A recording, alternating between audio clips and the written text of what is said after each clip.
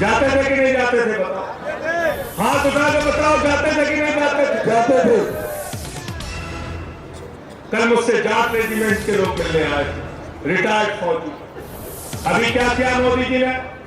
मोदी जी ने कहा अदानी के लिए पैसा है, अंबानी के लिए पैसा है, 16 लाख करोड़ रुपए माफ करने के लिए पैसा है, लेकिन भारत माता की रक्षा के लिए हमारे पास पैसा नहीं है। हम अग्निवीर योजना लागू करेंगे।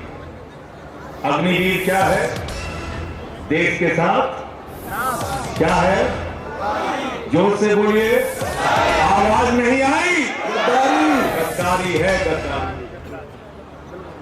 भारत माता के साथ गद्दारी है अग्निवीर योजना।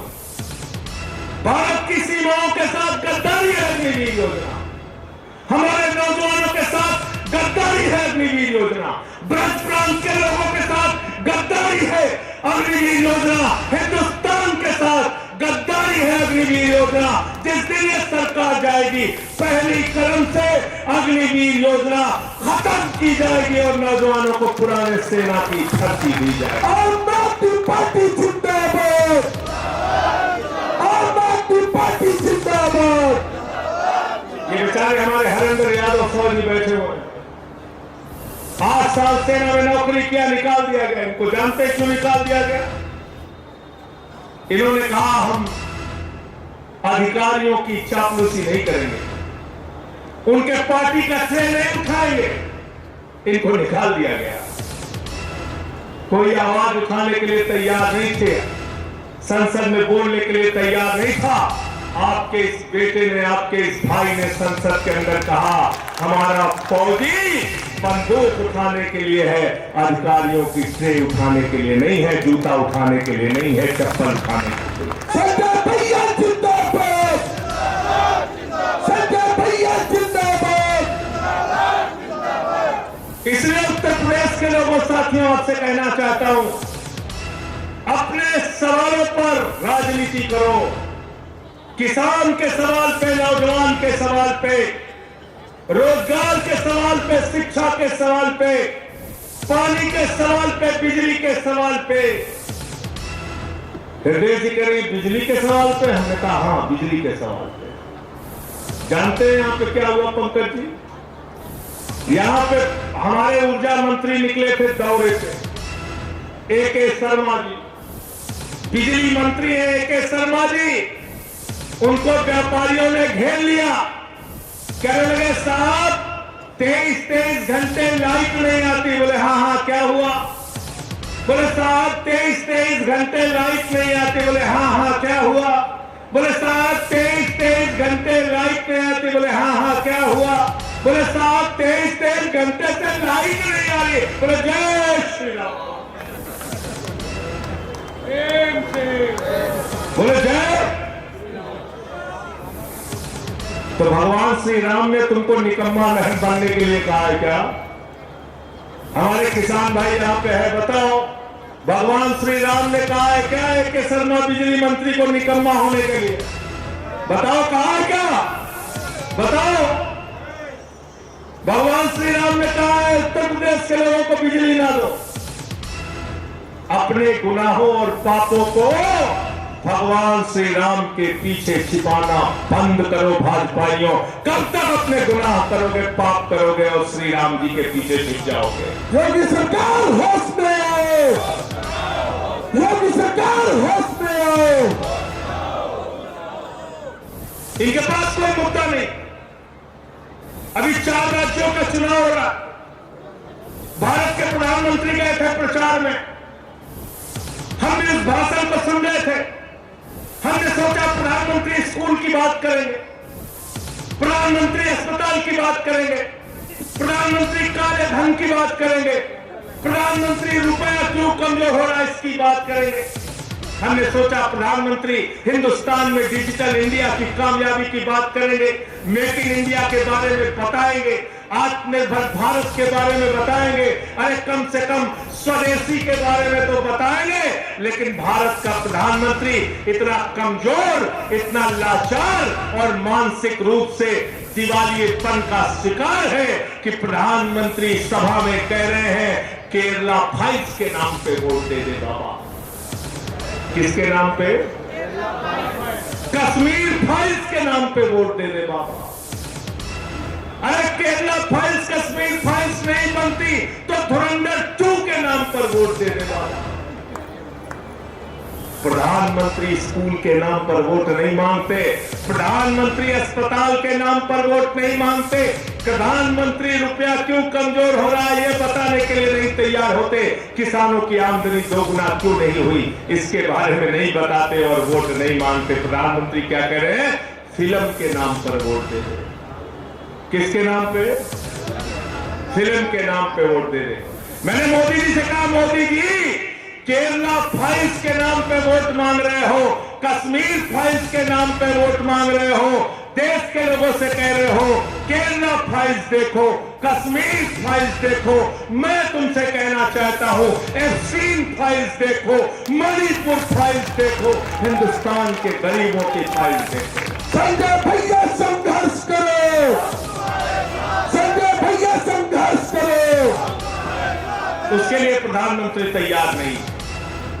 असम में चुनाव हो रहा, वहां के मुख्यमंत्री का भाषण मैंने सुना। हेमंत विश्व शर्मा कहते हैं मुसलमानों के यहां से सामान मत खरीदना। क्या कहते हैं? मुसलमानों के यहां से सामान मत खरीदना। मैंने अंधभक्तों से कहा, अंधभक्तों, भाजपाइयों, अगर मुसलमानों के यहां से सामान नहीं खरीदना है तो तय करो जो गैस मुसलमानों के देश से आती है, कतर से आती है, कुवैत से आती है, यूएई से आती है, इराक से आती है, उसको नहीं खरीदोगे, अपने घर में खाना नहीं बनाओगे मुसलमानों के देश से आने वाली गैस से। और मोदी जी से भी कहा तय करें जो डीजल और पेट्रोल मुसलमानों के देश से आ रहा है उससे गाड़ी नहीं चलाएंगे। सारे के सारे अंधभक्त पैदल चलेंगे, लकड़ी से खाना बनाएंगे, न गैस का इस्तेमाल करेंगे न तेल का इस्तेमाल करेंगे। और जाओ तय करो, मोदी जी के साथ मिलकर फैसला लो। बताओ, ये कह रहे हैं कि लकड़ी से नहीं नाली के गैस से बनाएंगे। किससे बनाएंगे? नाली की गैस से। भैया मैंने बहुत कोशिश किया, चाय बनी ही नहीं। मैंने तो बहुत कोशिश किया नाली के गैस से चाय बनाने के लिए, बनी नहीं चाय। इसलिए आपसे कहने के लिए आया हूं, ये 4 चरण की यात्रा अभी खत्म हुई है, 4 चरण की यात्रा अभी और बाकी है। और अगली हमारी यात्रा पश्चिम प्रांत में होगी, क्रांतिकारी धरती मेरठ से होगी, मेरठ से।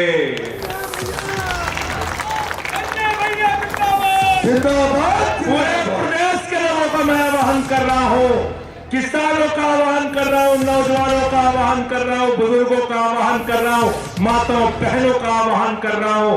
मेरठ पहुंच जाना, आंदोलन में कंधे से कंधा मिलाकर हम सब लोगों को चलना।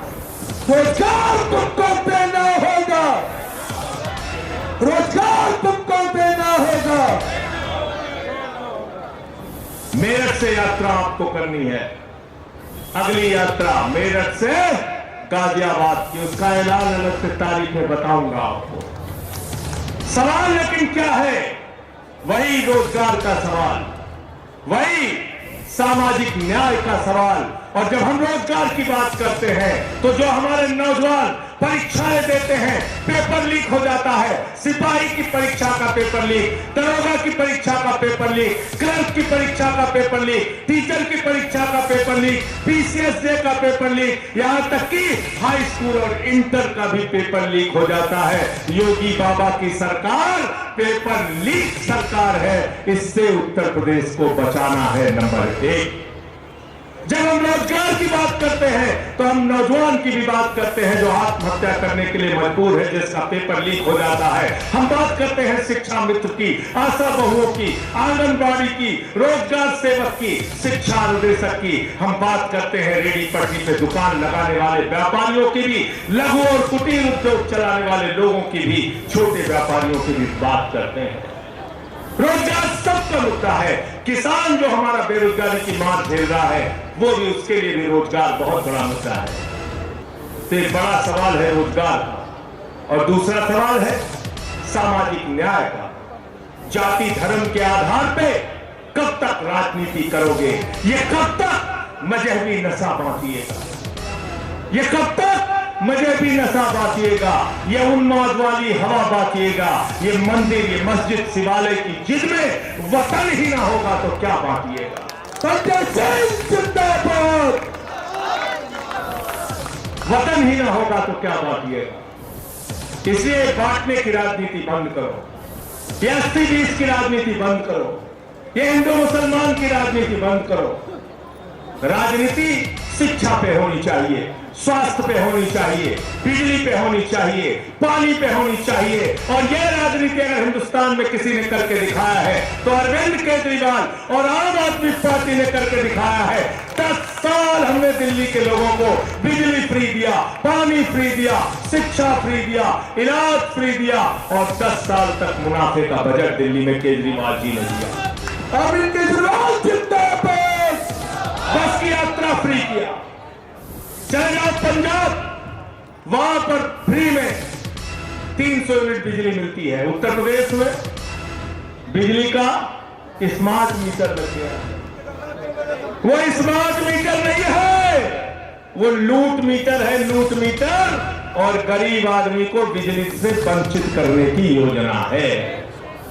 तो इन सारे सवालों पर हम लोग मिल के लड़ेंगे, आगे बढ़ेंगे। इंकलाब जिंदाबाद, आम आदमी पार्टी जिंदाबाद। आप सबका बहुत बहुत शुक्रिया, बहुत बहुत धन्यवाद। सीता सरन जी हमारे साथी हैं, उनका भी बहुत आभार। इंकलाब, अभी इंकलाब। किसान प्रकोष्ठ के सभी साथी